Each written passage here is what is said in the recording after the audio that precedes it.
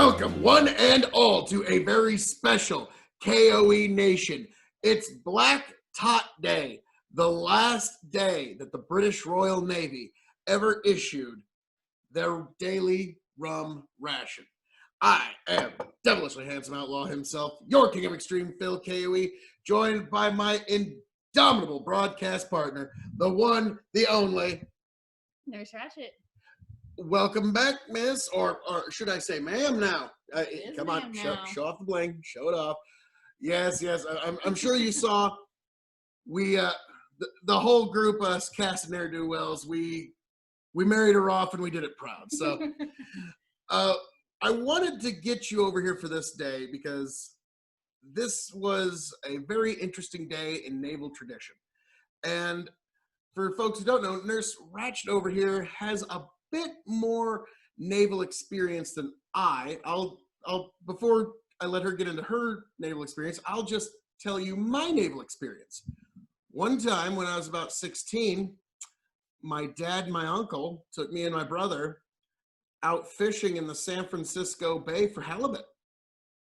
That was my time on a boat in the ocean. So would you like to tell the people at home why you might be a little more qualified for this while I start getting this ready? I possibly have, signed that blank check to Uncle Sam by way of the Navy and have a bit more extensive even than that.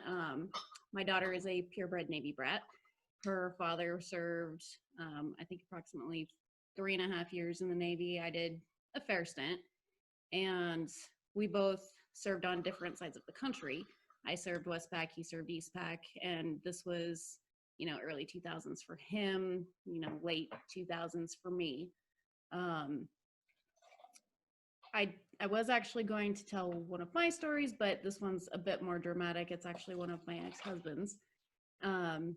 He served out of Norfolk, and he had to go through the Straits of Gibraltar, which, to those of you that don't know, it's pretty narrow strip of ocean between pretty hostile countries. And he was on an aircraft carrier, which is a very, very, very large boat. And from the stories that he has told me is you could basically stand on either side of the flight deck and spit and hit land. And as they're going through, there's gun turrets pointed at the ship, just waiting for a reason. Fun times. That's a Navy's life, folks, and it's why I'm using this particular Pussers Rum, because a portion of the proceeds go to Royal Naval Charities. So I thought that was kind of neat. Now, if you didn't see, what I did was I'm making the old grog rum recipe. It's the old grog, which is 1 part rum, 2 parts water, and just a dash, not too much. That's plenty of lemon, lime, whatever they had. This rum is about as close as folks would be able to get of the old school style of rum that the British Royal Navy and even the American Navy up until the Civil War, actually shortly thereafter, issued a rum ration to all of their sailors. So this is What was the actual date for Black Tot Day? July 31st, 1970. So the British Royal Navy actually kept this rum ration well into the modern era.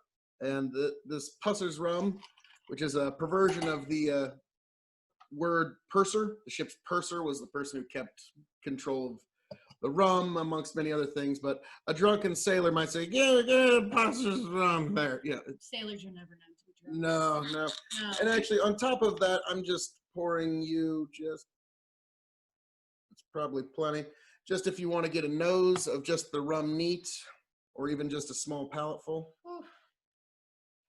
This is to the original Admiralty recipe. So this is that is quite potent just from that tiny little bit right there. And actually, also, a lot of people don't know that it's rum and military service that actually gave us the word proof of what's its proof, because they would actually put the rum in a little device that you would put a little gunpowder in, you'd strike it, and if it actually lit up, that was proof that it's what they say it is. So that's where we actually get the word proof from. amongst many other things. Like I suspect the word groggy comes from the grog that we're about to have here.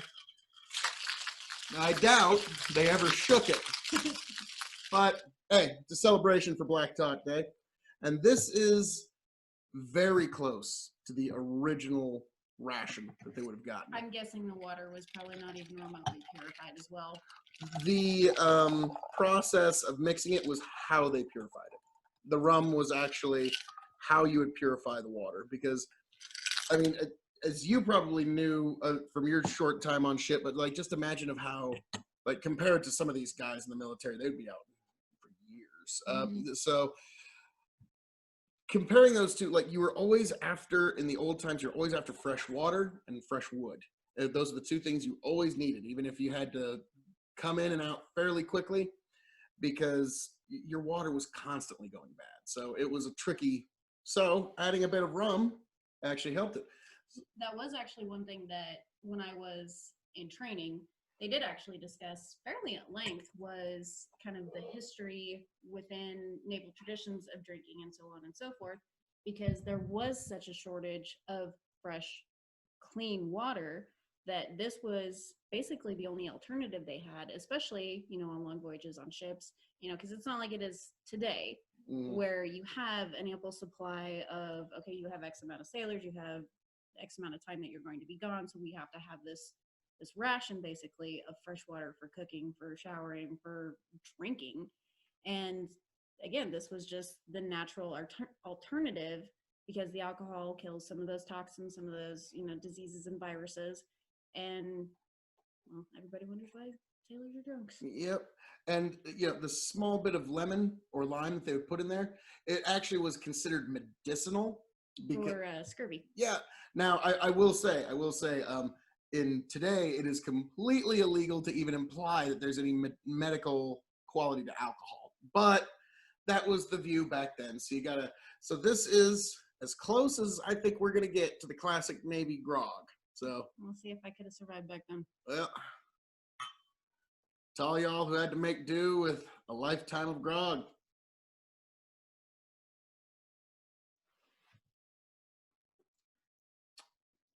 You know, not, you know, for the name grog, it's not quite as bad as you think it would be. No, I definitely expected quite a bit worse.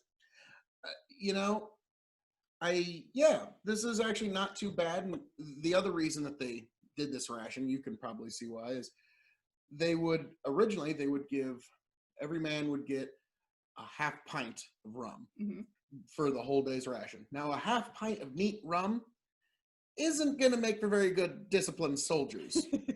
And even more so is with their original rations, soldiers would take their ration, pour it into a bottle, save it up over the time so they'd have a lot of rum, drink it all down, or sell it, or what. And regardless, that didn't make for good discipline on ship. So Admiral Vernon, who he was called Old Grog because he wore a grog-rum coat, he was the one who made the decision to mix with water, and he put a bit of fruit juice and sometimes just a little sugar, so it would be impossible for the sailors to be able to save that back. And so you drink it when you're here on deck with us when it's time to drink.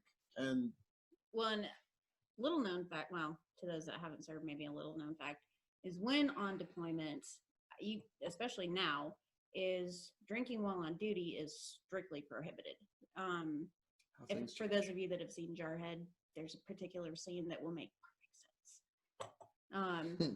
Sometimes you'll get an NCO that's a little bit more understanding, but you know, when you're there to serve a purpose and you have to be super focused, you know, you have on obviously your duty days and so on and so forth, but I can definitely see where watering it down would have been a wise administrative decision. Yes. And this is something that I figured you would probably get kind of a kick out of, is if there was a lack of discipline aboard ship, the captain or admiral would order that the rum ration for basically whoever was messing up, for the whole group, so everybody got collectively punished, the rum ration will be reduced to 4 parts water, 1 part rum. And you can about imagine how well that would work. Yes, I can imagine. but strangely enough, that actually towards the end of the black tot tradition became the official ration. So to the point where, here, the rum that would be in a sailor's ration, this is a 50 milliliter bottle of vodka. The rum ration was basically 70 milliliters. So imagine 20 more milliliters to that. And that was about how much rum would have actually been in a daily rum ration. Not a huge amount. So you can see why there were many people who gave impassioned speeches about how we need to keep the rum ration. Members of parliament who used to serve in the military, they were like, no, this is what kept us going. It was our one, and especially back when we're talking like the 19th century, 18th century, when water was a really tricky, that this was their one little respite, their one little joy in life. It was what kept them going. And so I could understand it, but yeah, that one, it was on borrowed time after World War II ended. Like really, like, the fact that it went that long is quite shocking. It's very similar though to the cigarette ration that America did with its troops. A friend of mine's father was in the Marines, and we were actually joking about this at our wedding, that he didn't smoke a cigarette a day in his life, but they were given 3 cigarettes with each meal that they were given. And I feel like that may have actually come from the British Royal Navy and their influence, as America was being born, basically. They just did it a little bit differently. I could see that, because you have to give your soldiers some sort of respite, some sort of, and a cigarette's a pretty good way to wind down, and they hold a lot better than a big old cask of rum. So that I did find kind of fascinating. But yeah, I always remember in World War II documentaries, Lucky Strikes is good tobacco. Oh, guys, we got some. And so fascinating. So, folks, if you have any rum of any kind out there, please raise a glass to everybody who has ever been part of the grand Navy tradition of these high seas, from sea to shining sea, wherever you happen to be. Ash, Nurse Ratched, anything you'd like to say to the people? I mean, as far as the Navy goes, it makes complete sense that drinking was a part of it, because, fun fact, the Navy is the only one that has drinking as a part of its fight song. Now, how does that fight song go? I honestly don't remember. I don't believe. And even if I did, how I'm many not singing it. That's the actual truth. What's the lyric? Just as well sing it while you're. Yeah, no. I don't. It's something about the suds. I can't remember exactly how it goes. But... Okay. Because the rum ration eventually replaced the beer ration. Because if you're in friendly waters, everybody would be given a beer ration. Drink to the foam. That's what it is.